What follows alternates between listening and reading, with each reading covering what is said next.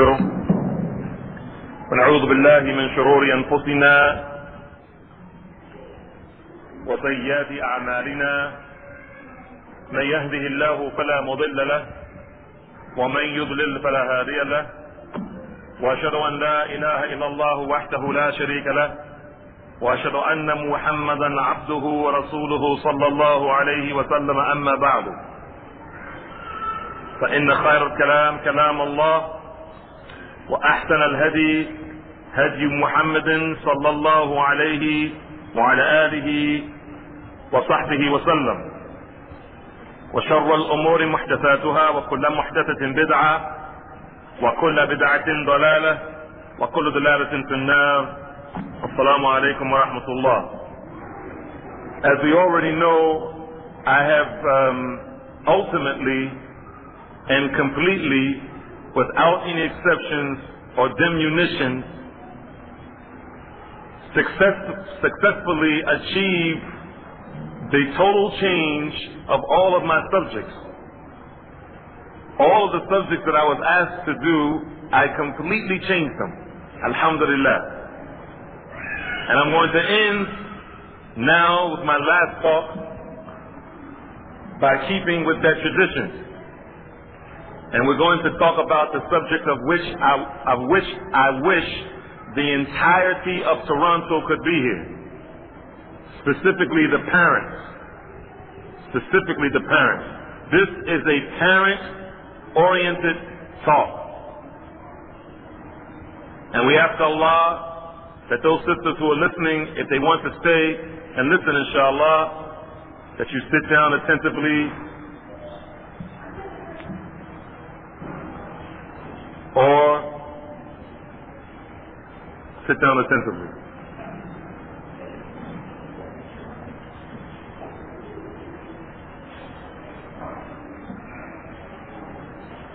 We want to talk about which should be first, marriage or education. And when I mentioned this coming down the stairs, one of the brothers, whom I don't see him here now, he said, of course, education should be first. I said, no, I'm not talking about that type of education. I'm talking about college education. This is the education that we're talking about. What should be first? Getting married or delaying the marriage for something else, whether it is a college education, whether it is to go to a technical school, whether it is because you think you're not old enough, whatever. The Prophet sallallahu alaihi wasallam, he has told us in an authentic narration collected by Ashab as-Sunan, إِذَا تَزَوَّجَ الْعَبْدُ, if the slave of Allah gets married, if the slave of Allah gets married, and I think, no, I'm absolutely sure that all of us are slaves of Allah. All of us are slaves of Allah. وَقَدْ اسْتَكْمَلَ نِصْفَ الدِّينِ. That slave of Allah, when they get married, they have completed half of their deen.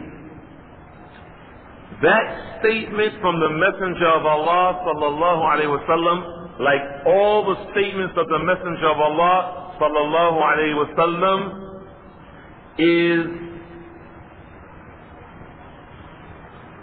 100,000 million% packed with jewels. And we know that he, sallallahu alaihi wasallam, is Jawami' al-Kalam. He is the one who says small words, small phrases, but they're extremely wide and comprehensive in meaning. Extremely wide. One of the benefits we get from that hadith, that statement of which we didn't finish, he has completed his deen, so let him look to that which remains and fear Allah and those things that remain. Let him fear Allah. فَلْيَتَّقِ اللَّهَ فِيمَا الْبَاقِي. أو كما قاله صلى الله عليه وسلم. So let him fear Allah pertaining to the things that remain, the other half. One of the benefits we get from that hadith, from the very outset of this talk, is that each and every one of you that I'm pointing at right now that's not married, you're not complete. You are not complete until you get married. Or I should say, you are not half complete until you get married. So everyone who is not in a marital state, they should be considered as having some deficiency. Even if you are hafiz of Qur'an, even if you have memorized Sahih al-Bukhari, even if you have memorized Sahih Muslim, even if you have mastered the Arabic language, we don't care what you know. If you haven't gotten married, half of your deen is lopsided. You have malnutrition, not in your body, but in your deen. And I don't know if any more sisters are left, because what I'm about to say now will probably get rid of the rest of them. And that is, for the men who are already married, and they're going to get married a second or third or fourth time, then you need to ask Sheikh Safwat, Muhammad Safwat Nuruddin, or Sheikh Osama Al-Qusi, who's with us, alhamdulillah, what percentage of your deen is going to be complete when you do that. I hope some of the brothers picked up what I meant. Okay, that was the groundwork of what we wanted to talk about. Now here's the meat of what we wanted to talk about. There is a movement that is growing by leaps and bounds among the Muslims. There is a movement that is growing among the Muslims by leaps and bounds. It is not a movement of some madhab. It is not a movement of some political group. It is not a movement to promote jihad or promote the establishment of the khilafah. It is not a movement calling people to some Sufi tariqah. There's a movement that is growing by leaps and bounds among the Muslims. That movement is headed by parents. And it is a movement that is destroying Islam. That movement is the movement to block or dissuade or prevent the Muslim young man and young woman to get married when they're ready to get married. It's a serious movement, brothers. Serious movement. And there's a hadith that the authenticity of that hadith is in question, because it seems as though that all of the chains of that hadith are not authentic, and it seems as though that hadith doesn't have any supporting cast members, that is, other hadiths to strengthen the chain of that hadith, because seemingly all of the narrations have weak chains. But the meaning of the hadith is authentic. And there are some who say the hadith is authentic, and we're not here to get into the science of hadith. For those who say, from the scholars of Islam, past and present, that the hadith is authentic, alhamdulillah.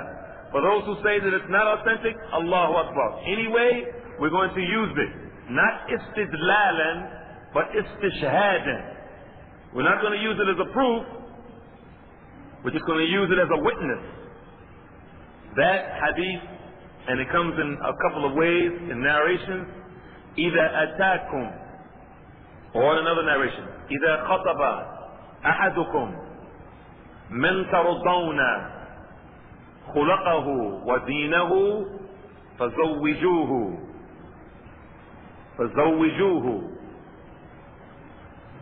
إِن لَّن تَفْعَلُوا إِن لَّا تَفْعَلُوا فَتَكُنْ فِتْنَةٌ فِي الْأَرْضِ وَفَسَادٌ كَبِيرٌ وفي رواية وفساد عريض.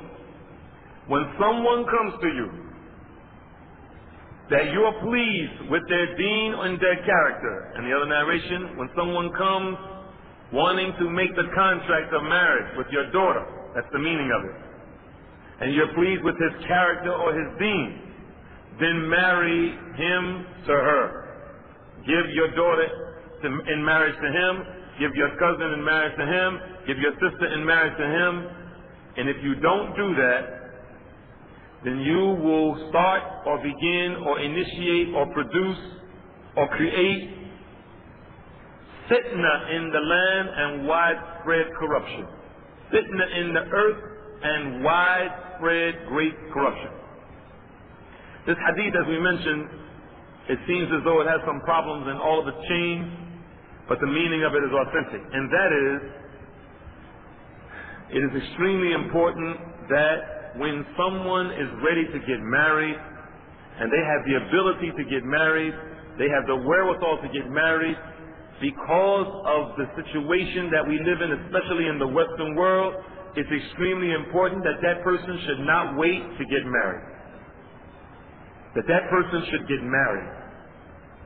For the Prophet ﷺ stood or sat, and Allah knows best how he was when he said it, ﷺ, in front of the youth, in front of the young men. And I like to add to this that the shabab in Islam, that word which is translated as youth, goes all the way from the very young people like 10, 8, 9, 10, all the way up to 50 or 55 years of age. That's the youth. He said, يا معشر الشباب من استطاع منكم الباء فليتزوج. O party of young men, whoever among you has the ability to get married, whoever among you has the ability of al-ba'atu, whoever has this, then they have to get married. Meaning that either it's wajib for them to get married, or it's highly recommended for them to get married. He continues, sallallahu alayhi wa sallam, by saying that this marriage, getting married, once you have the ba'a, and we're going to come back to that inshallah, he said that this is going to be aghaddu lil basar wa ahsan lil farj. It's going to be a means of lowering the gaze and a means of purifying the private parts.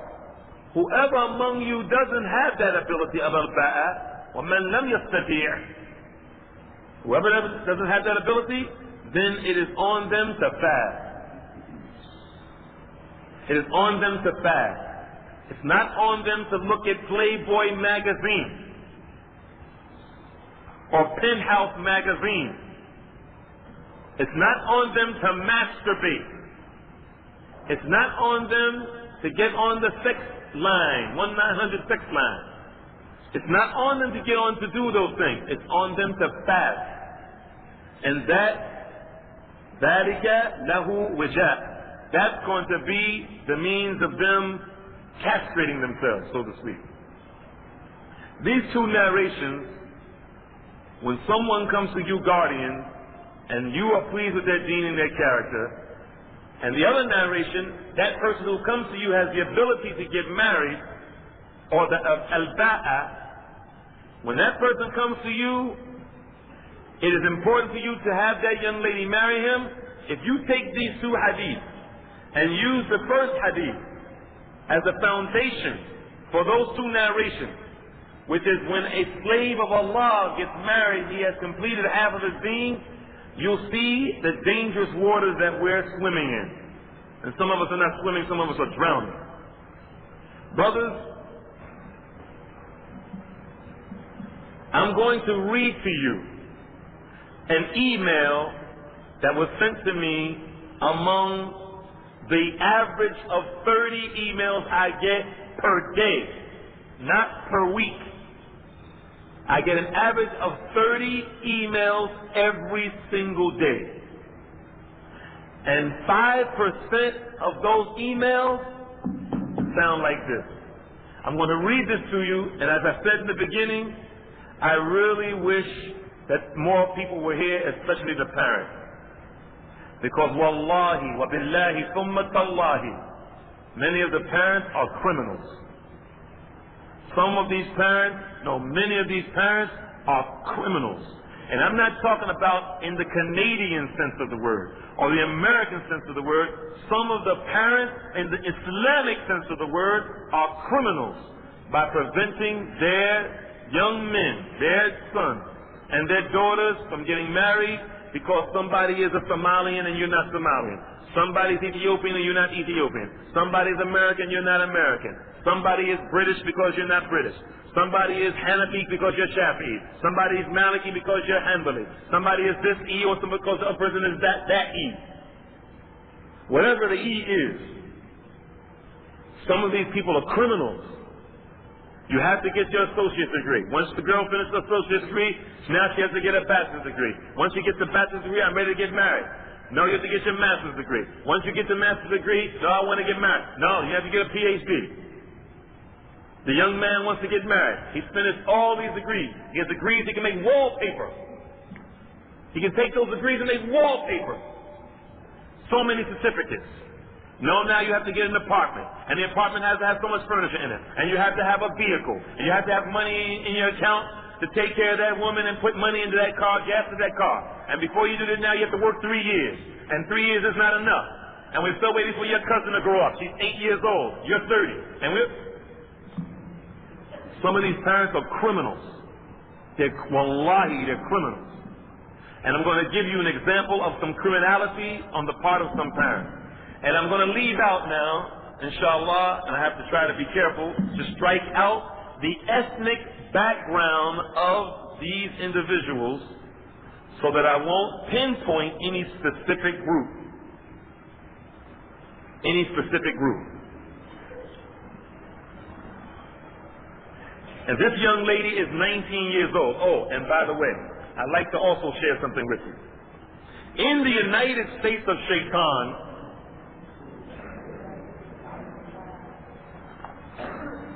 the kuffar have some laws.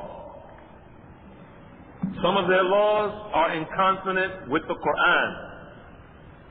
But most of their laws and the foundation of their laws are based on that which Allah did not reveal. In the United States, there is a minimum age that a man or a woman can get married with the parent's consent. With the parent's consent. And there's a minimum age also in the United States of Shaitan that a man and a woman can get married without the parent's consent. I'm not going to make this a lecture. We're going to make this like a workshop. I'd like to ask, first of all, how many people sitting here are from the United States? Raise your hand. Not that many. Everyone else is Canadian, right? Or from Canada? From America, right? Keep your hands up a minute. 1, 2, 3, 4, 5, 6, 7, 8, 9. Oh, let him put his hand up. Okay, he's okay. Put your hand up. Go ahead. It's okay. He's a young guy with age. I think his father put his hand down. Now, he can put his hand up. What is he, about 9 years old? About 9? 6? Alhamdulillah. He's okay, good. Okay, now, I'd like to ask quickly, so we can get on. Even better than that. Is there anyone here from the state of Alabama? Or ever have lived in the state of Alabama? Anyone? No Muslims here from Alabama. Okay. He's outside? Okay. We're going to do this quickly, inshallah. Are there any Muslims here from or ever have lived in Kansas? You lived in the state of Kansas? Huh? For 1 year. MashaAllah. You lived in Kansas? You lived in Kansas also. Okay. Any Muslims here that ever lived or live in New York? You live in New York now? Right. State of New York. And you have lived there. And of course you lived there. How about Rhode Island? How about Texas? A few months, okay? How about Utah? You guys are Bedouins, man. SubhanAllah. Okay. Let me ask you brothers a question that live in those places. Or any of the Americans in general. or any of the Canadian brothers, what do you think is the minimum age that a young lady can get married with her parents' consent? The minimum age in Alabama? Huh? No, not 12. Who said it? 14 years of age. The disbelievers, mushrikun, kafirun, pagan, heathenistic, believing that Allah has a son, Christians in America, allow, with parents' consent, their daughters to get married in the state of Alabama, known for its racism, known for its prejudice. At 14, a young lady can get married.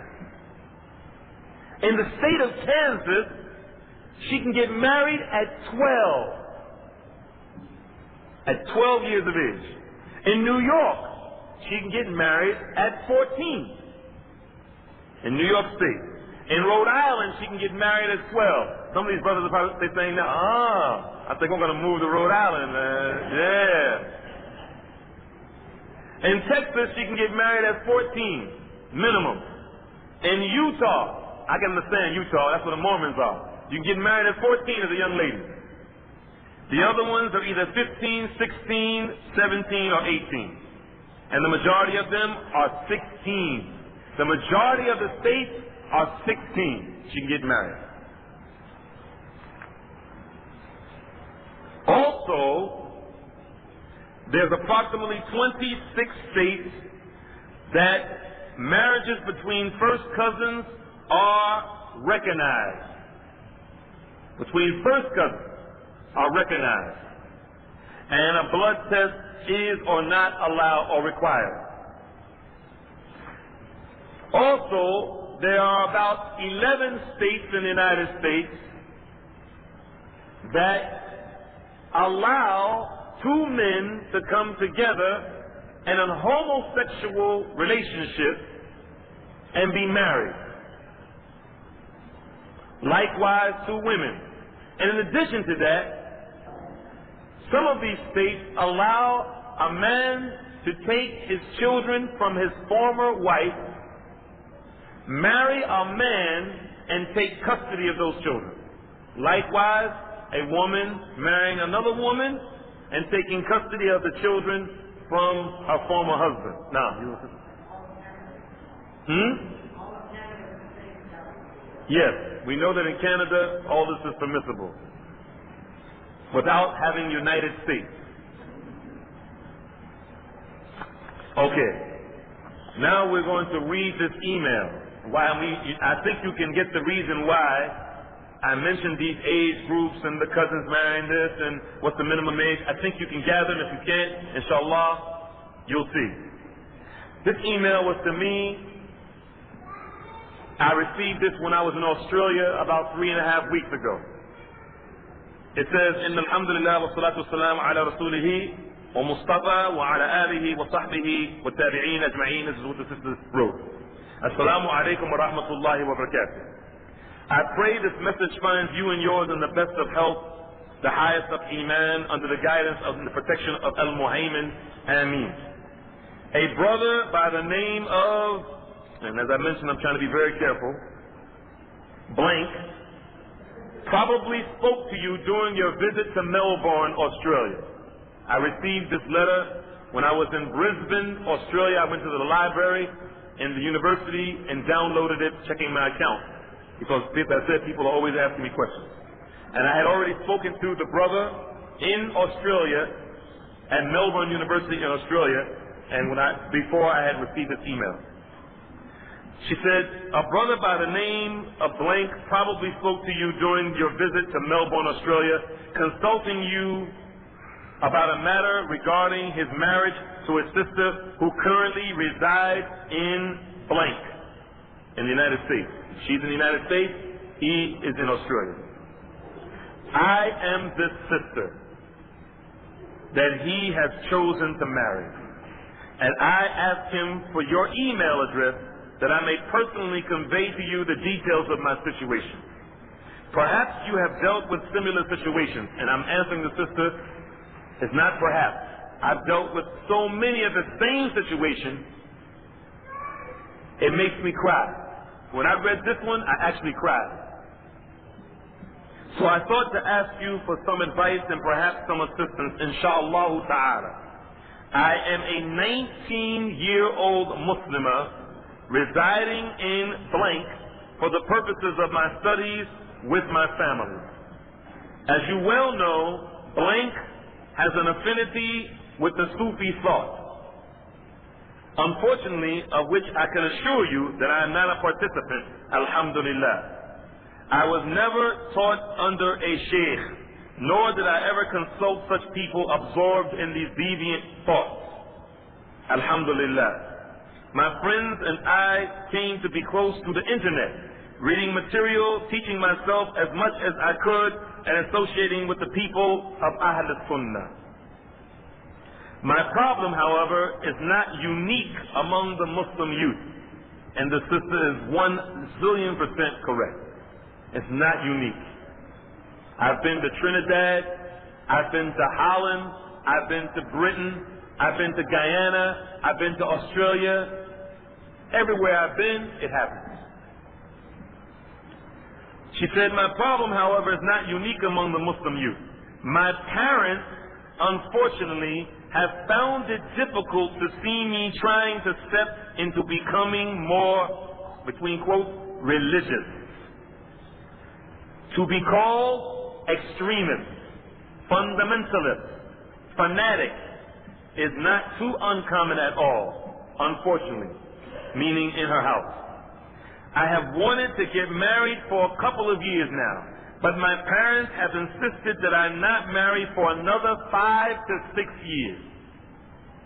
In fact, they also made me write and sign a contract saying that I would not mention or even think about marriage for the next 5 to 6 years. Additionally, they have put this restriction upon me that if I marry anyone, he will have to be a blank, mentioning her ethnic background. Commonly, those people are known from blank country. A little over a month ago, my parents dragged me to a blank cultural conference that was held in blank city of blank state in the United States.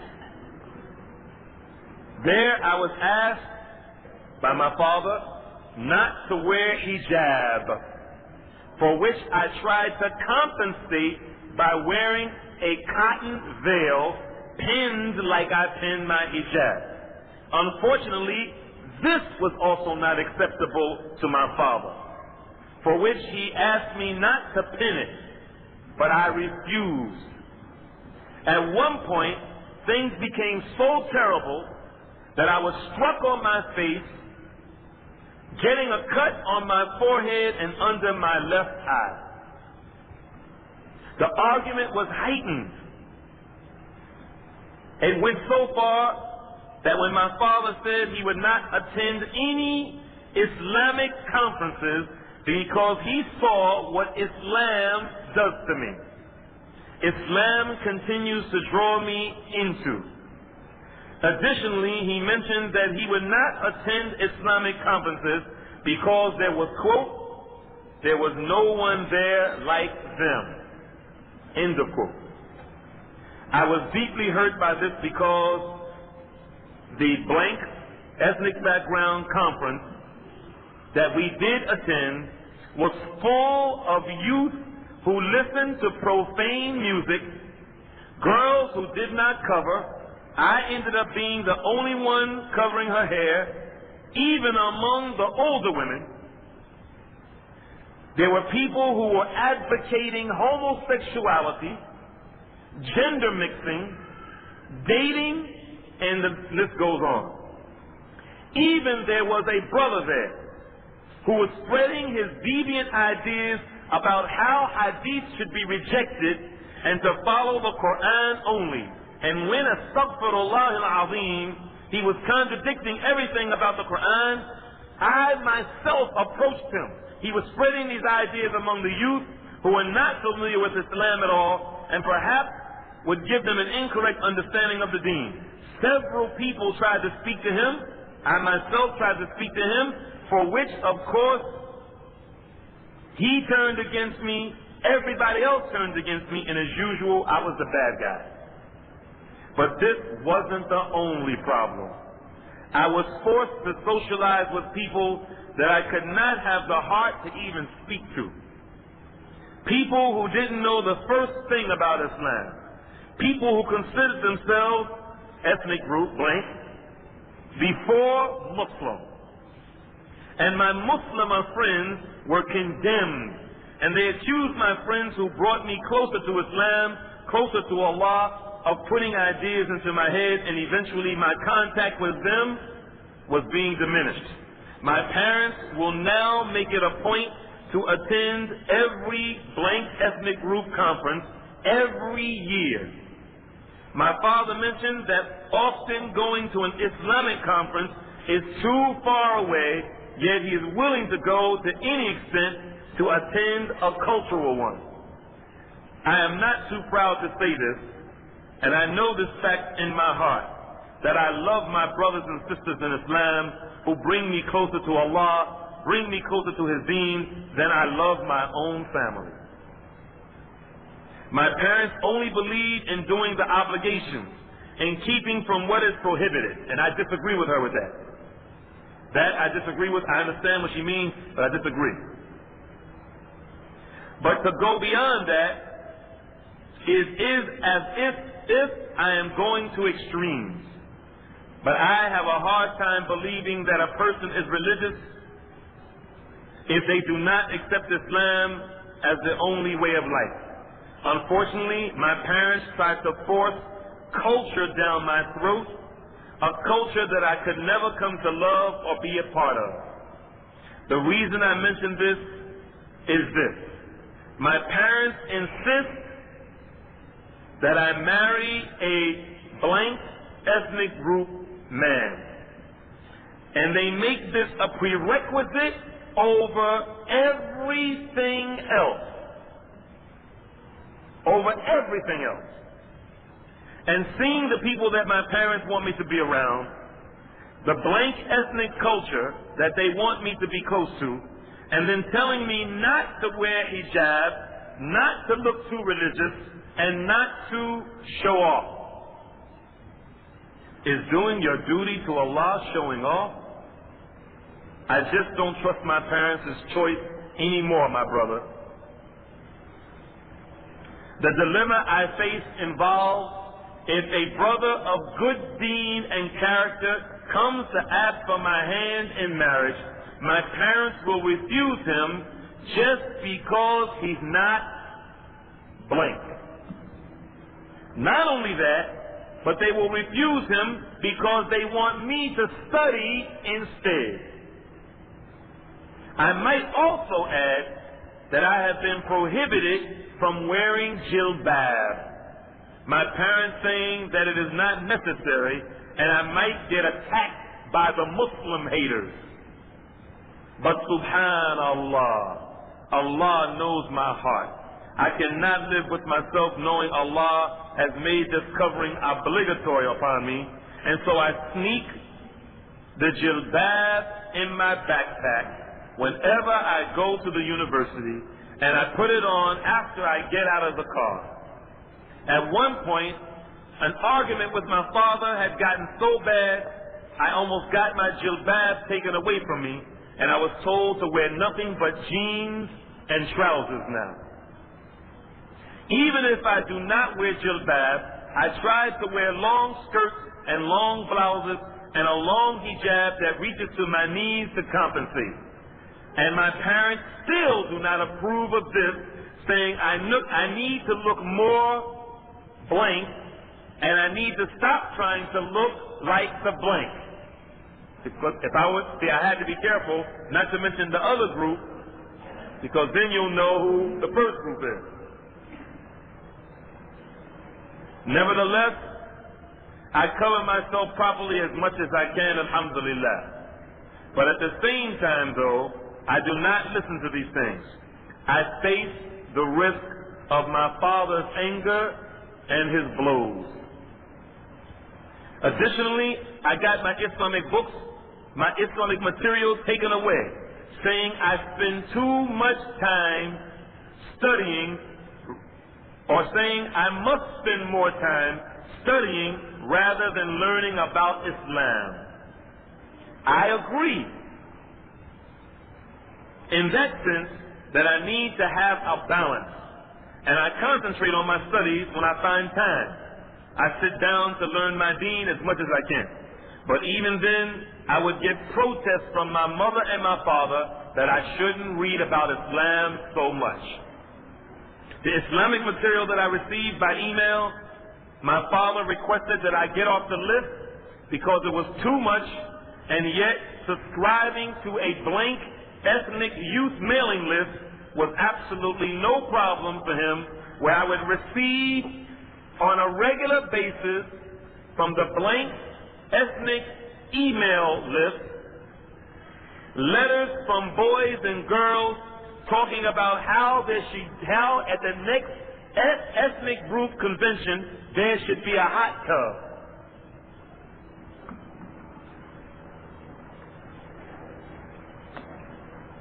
But this is not the only problem.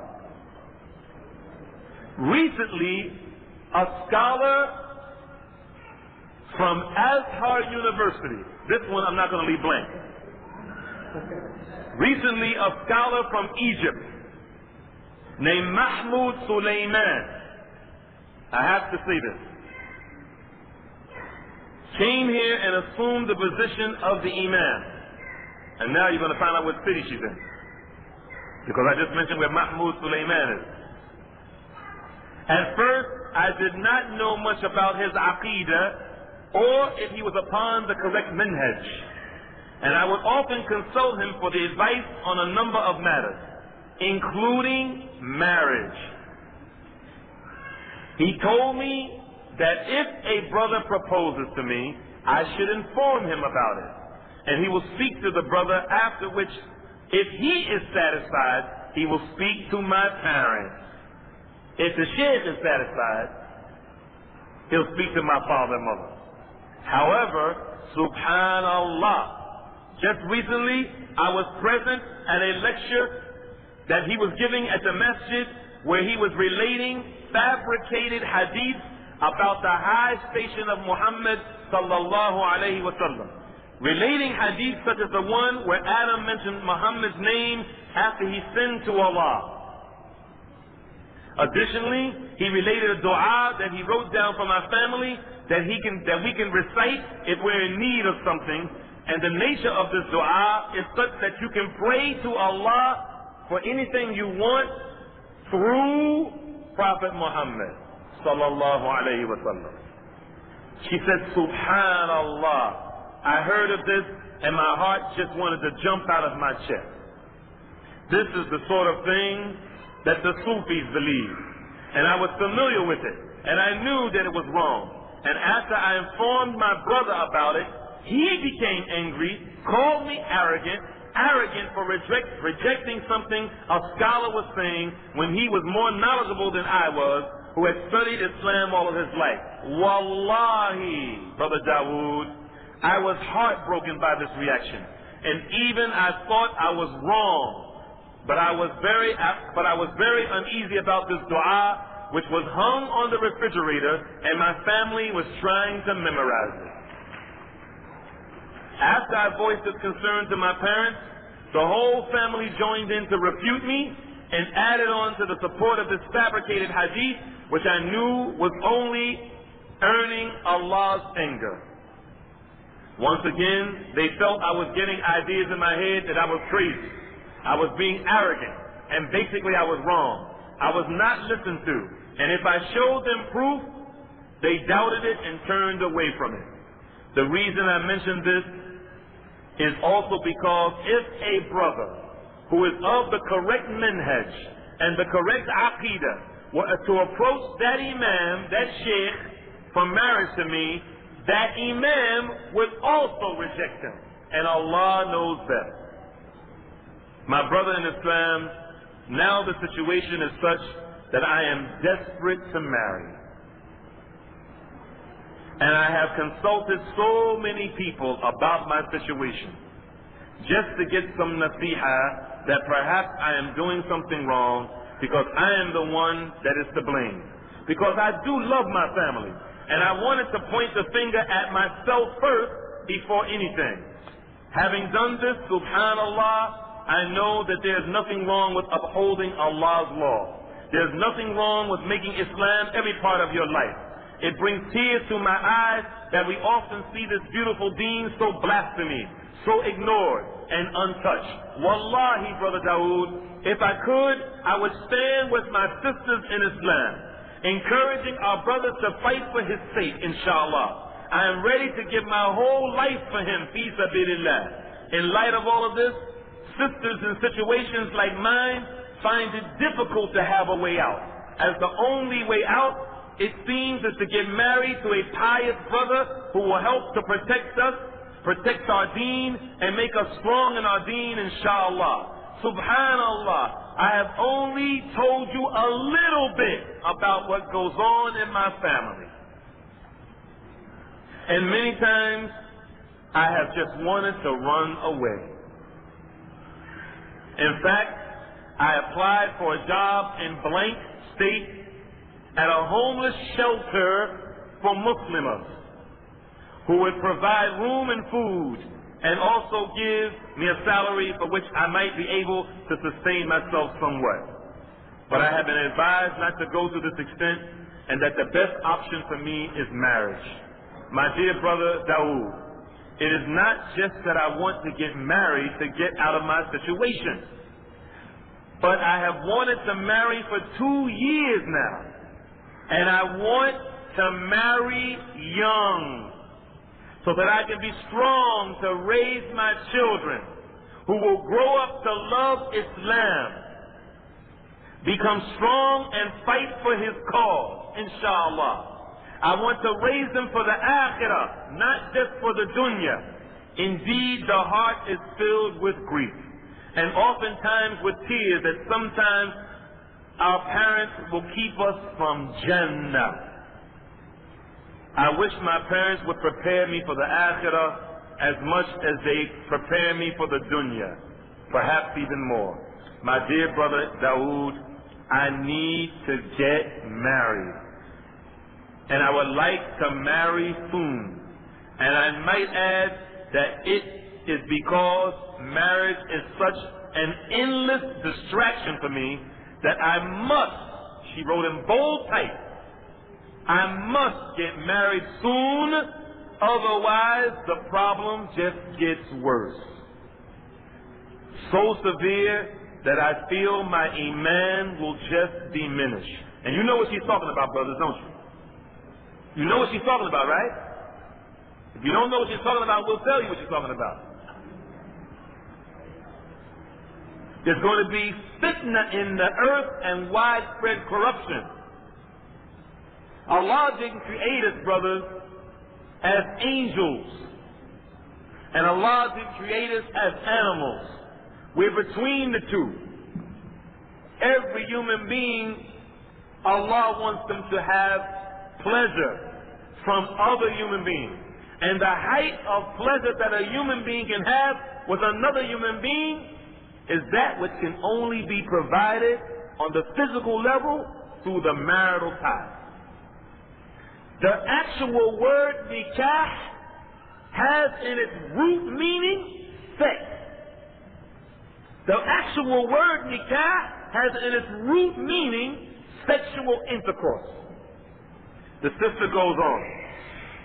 She said, Wallahi, Brother Dawud, if my husband never lets me disobey Allah, he will always have my obedience. If he brings me closer to Allah, then I will be the earth for him, because he will be like the sky for me.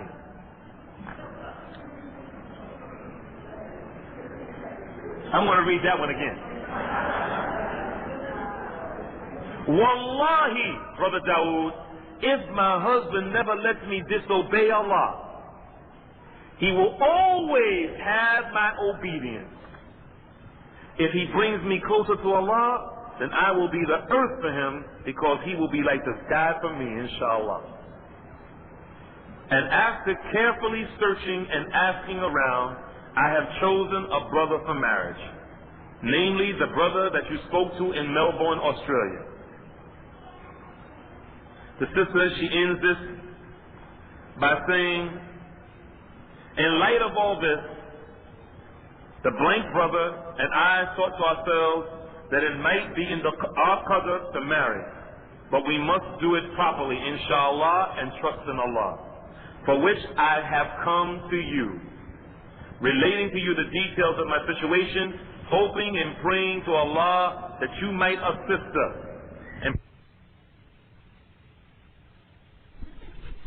In light of this, the brother who is unmentioned and I thought to ourselves that it might be in our qadr to marry, but we must do it properly, inshallah, putting our trust in Allah. And this is the reason that I have come to you, relating to you the details of my situation, hoping and praying to Allah that you might assist us and provide us with some additional advice, inshallah. My beloved brother Dawud, there is nothing I love more than Islam.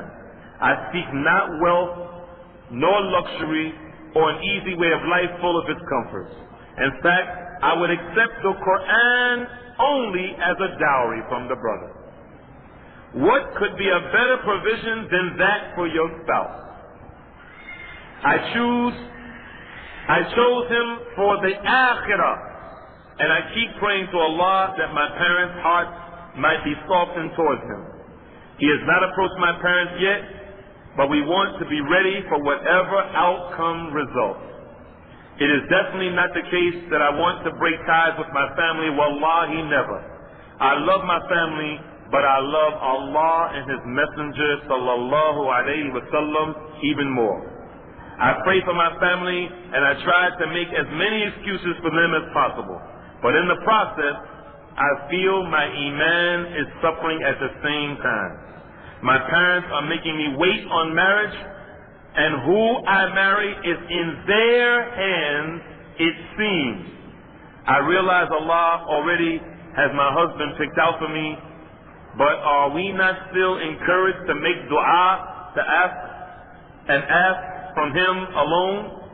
I seek to live Islam the way Allah wants me to as a Muslimah, and I want to marry a brother who I have found only goodness in his deen and his character, who I know will not discourage me from obeying his laws. My beloved brother Dawud, I do not want to displease Allah. I merely want to follow his deen, putting his law above everything else. If anything, I want to walk upon this earth, fearing him with every step I take, hoping for his mercy and his reward. I want to live Islam without hiding it. I want to practice hijab without having to hide from my parents. There is sweetness in struggle, but it is heartbreaking when the people you love will not support you in it. I realize you probably get many requests from many people about their problems and their situations. And I can say, unfortunately, that I am also among them. I seek not to burden you with my problems, but I do ask you as my brother in Islam, please help me, inshallah. Please help me, inshallah. Please help me to get married. Subhanaka Allahumma bihamdika, ashhadu an la ilaha illa anta, astaghfiruka wa atubu ilayk. This brother that I mentioned is not unique. I either get emails like this, faxes like this, telephone calls like this, and when I come to sessions like this, I cannot remember in the past 12 years that I have not gone to a conference or a convention or done a lecture that at least on 2 occasions that a young brother or young sister has come to me and said the same thing. Wallahi, yesterday in the parking lot, 2 sisters came to me with the same situation. 2 sisters came to me with the same situation. This is a serious, serious problem. How can a person prevent their child from getting married because of an education? That's the first question. How much time do we have left? Okay. The second question is, what's the difference between education and college? And why do the parents and even some of the youth think that education is synonymous with college? Where is it in the society it is a proof that in order for you to be educated, you have to go to college? Brothers, in 1997, from between 1991 and 1992 and 1997, I earned $20,000 more than my father earned annually. And my father was a college graduate from one of the top Ivy League schools in the United States, and I dropped out of high school. I earned $20,000 more per year for 4 or 5 straight years than my father, who was a college graduate. And in 1997, I earned more money than him, and I took care of 3 wives. 3 wives and 8 children. At that time. And I earned more money than my father. And he's a college graduate. The problem is that our goals have become the same goals as the kuffar. That's the problem. You're not even considered civilized with some of the Muslims, especially the parents, unless you have a college education. Wallahi, look at some of these books that are being written. Dr. So-and-so, he's speaking on Sharia, and he's got a PhD in horticulture. And they'll put him above the person who's doing the job of dawah. He's got a bachelor's degree in biology, and he can go speak about Islam and get more respect than the person who studied in Pakistan and India, who graduated from a university and got a degree in Islam. Listen to this, brothers. This is the statement of one of our brothers. May Allah subhanahu wa ta'ala guide him. But this statement that he brought is a very profound statement. He was asked the question, what are your thoughts on teenage phenomena and its significance today? He said, it is an artificial construct intended to sell rap, meaning rap music, $100 basketball shoes, and $80 jeans. It's an invention of consumer society that doesn't exist in traditional Islamic or Western cultures. People should be done with school by the time they're 15. I agree. In 1985, brothers, let's go to the beginning. In 1976-77, I began teaching myself the Arabic language without a teacher. From 1976, late 76, early 77, I began teaching myself Arabic without a teacher. In 1985, by the permission of Allah, not because of me, I sat just as an auditor, sitting, an informal auditor. I asked permission from the Dean of the Department of Near Eastern Languages and Literatures at New York University in New York. In 1985, in the month of December, I sat in on the PhD Arabic program and helped the students with their Arabic. They offered me a master's degree fellowship in Arabic, and I didn't even have a high school diploma. This issue you can find all the way across the board. Just not with Arabic. Go to any science that the kuffar teach in the colleges. Wallahi, you can learn that stuff that takes 4 years, you can learn it in a year. You can learn it in a year. And one of the proofs of it is that you have a non-traditional way to achieve degrees nowadays. In America, and you might have it in Canada, where you can go and get your bachelor's, master's, and PhD right in your home in less than 3 years. You can get a PhD without going to school in your house in less than 3 years. Not an honorary degree, an actual degree. There are books There are volumes of books they sell in Barnes and Nobles and all over. Dr. John Baer's Guide to Non-Traditional College Degrees. You can get a master's degree in 2 years. You don't have to intermingle with those women, those naked women in the college.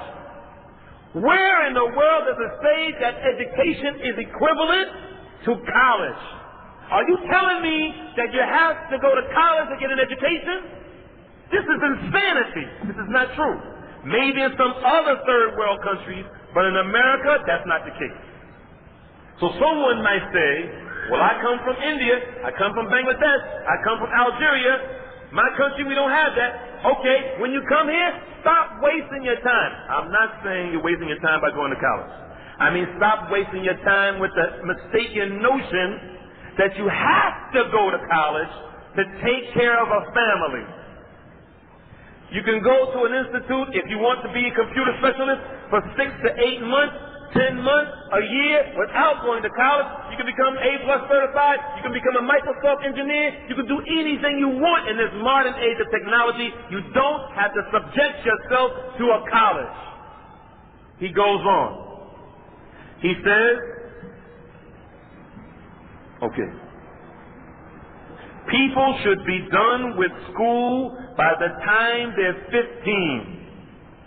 In traditional European societies, those who studied had their bachelor's degrees by age 14 and were teaching at Cambridge and Oxford universities at 18. I went behind this brother and checked it out myself before I came to Toronto. I went online and checked it out myself. It's true. He said, this is documented. I checked it out for myself.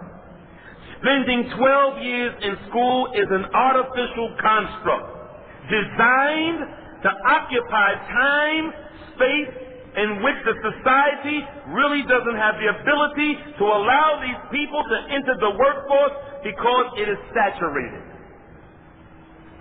This is true. It's true. This is 100% the truth. And you can take this principle and you can add it to almost anything.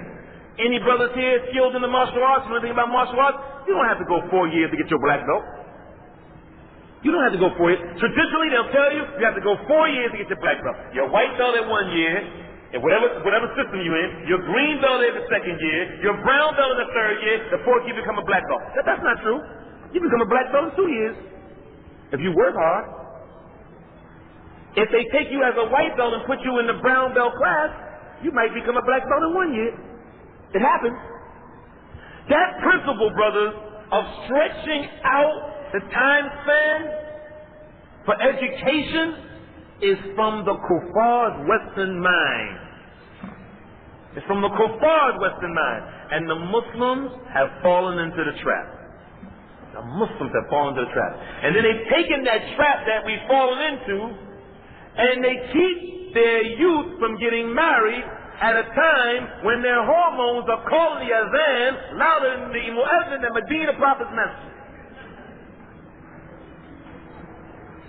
The young lady is 16 years old, 17 years old, 18 years old. Her hormones, Allahu Akbar. She wants to get married. I have to get married. The parents say, no, wait,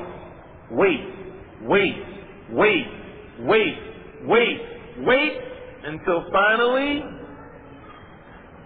she's meeting the young man in some cottage.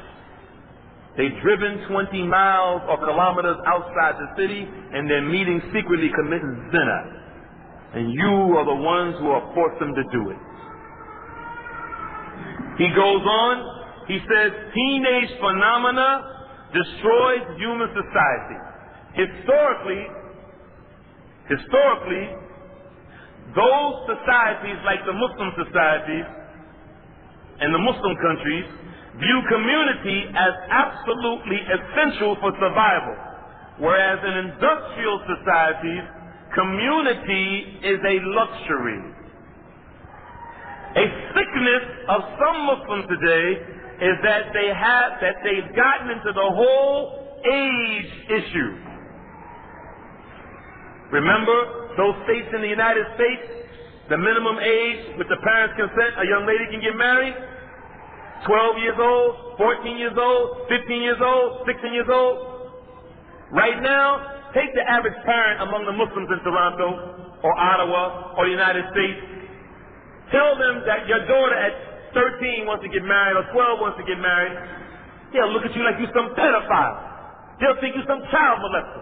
They'll think you're some crazed, crack-smoking maniac. What? 13? She's not going to get married until she's 40. Get out of here. 13? Yeah, what's wrong with that? 13. What's wrong with that? What time did the Prophet marry Aisha? How old was she? Huh? 6. She was 6 years old. When did he consummate it? 9. Are you going to be a sinner? No. Are you going to be a kafir and say the Prophet was a pedophile? That he was a child molester? Like some Muslims are implying. Now let me ask you this. Wasn't Aisha a scholar? Not only was she a scholar in Islam, she was also a tabiba. That's right. Aisha radiallahu ta'ala anha was a doctor. She was a doctor.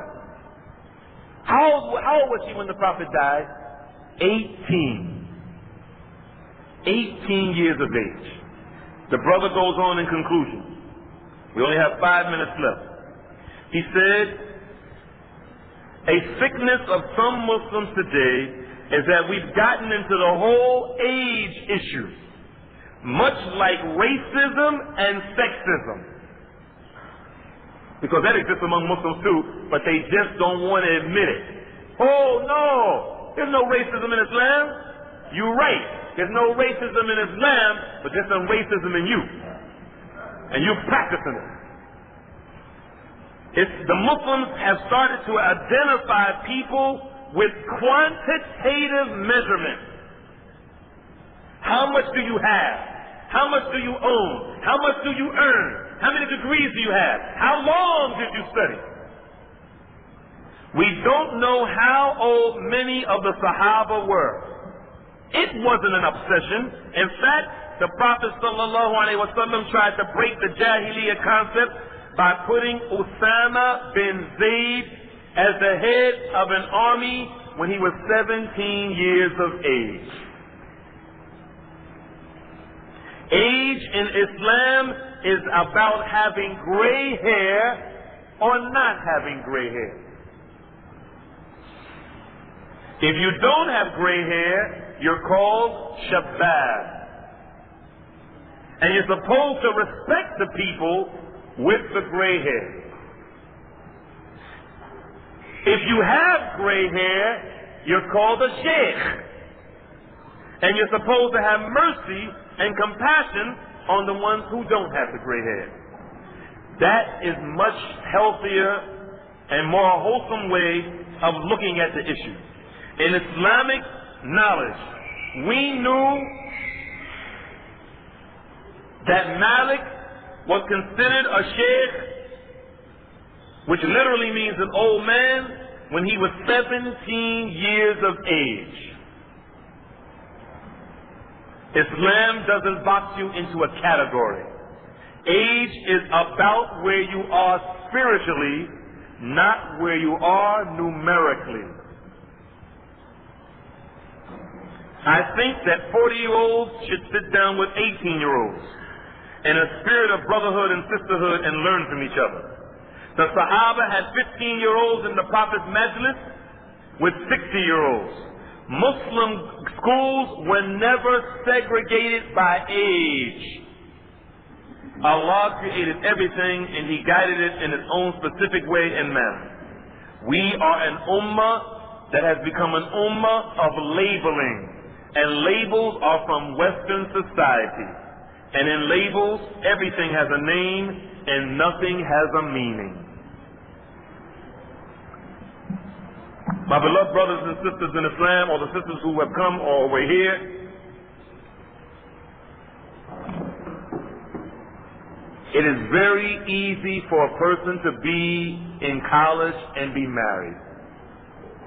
In fact, it will become even easier in this licentious, lewd, abominable situation called college if you are married, because of the statement that we mentioned from the Prophet ﷺ at the beginning of this talk, that marriage is غض للبصر وأحسن للفرج. It is a means to lower the gaze and to purify the private parts.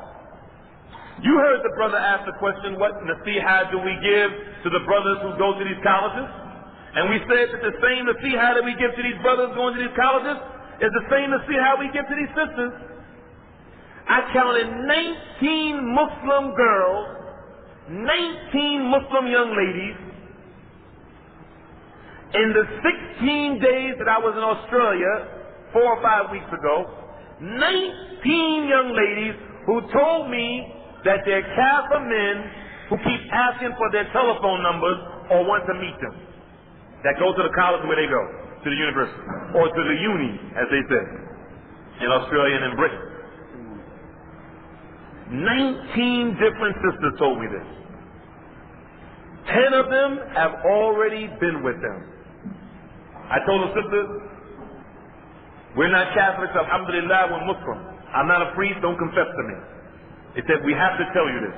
I feel ashamed that after hearing your lecture, I feel ashamed that I have to talk to somebody about it.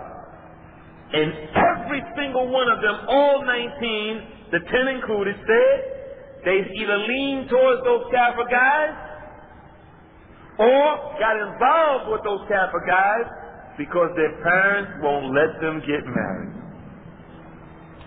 They'll throw them in the lion's den called college, but won't let them get married. One young lady told me, she says, alhamdulillah, I'm still a virgin, 16 years old. She said, but I'm telling you something. My mother has no problem with me. She said every day that she washes the dishes, every day when she when she does her homework, every day when she cleans the house, she says, I listen to Tupac Shakur. She says, I do my homework listening to Tupac Shakur. I wash the dishes listening to Tupac Shakur. She says, I clean the house listening to Tupac Shakur. My mother has no problem with me listening to Tupac, but when it comes to me talking about getting married, she has a problem. And she said, Brother Dawud, you know what Tupac is saying. In conclusion, brothers, inshallah, we need to break the trend, break the tradition, break this cultural crap. So that's all it is, cultural crap. And encourage these parents to allow their youth to get married. And we, the brothers who need to get married and the sisters who need to get married, we need to look at this thing in a different light. Because if we don't, تَكُنْ فِتْنَةٌ فِي الْأَرْضِ وَفَسَادٌ عَرِيضٌ. There's going to be fitna in the land and widespread corruption. Anything that I said that is correct is from Allah subhanahu wa ta'ala. And anything that I said that is incorrect is from a shaitan, the one who doesn't want you to get married, the one who wants you to go to school until you get 90. وسبحانك اللهم وبحمدك أشهد أن لا إله إلا أنت أستغفرك وأتوب إليك. والسلام عليكم ورحمة الله. عليكم السلام.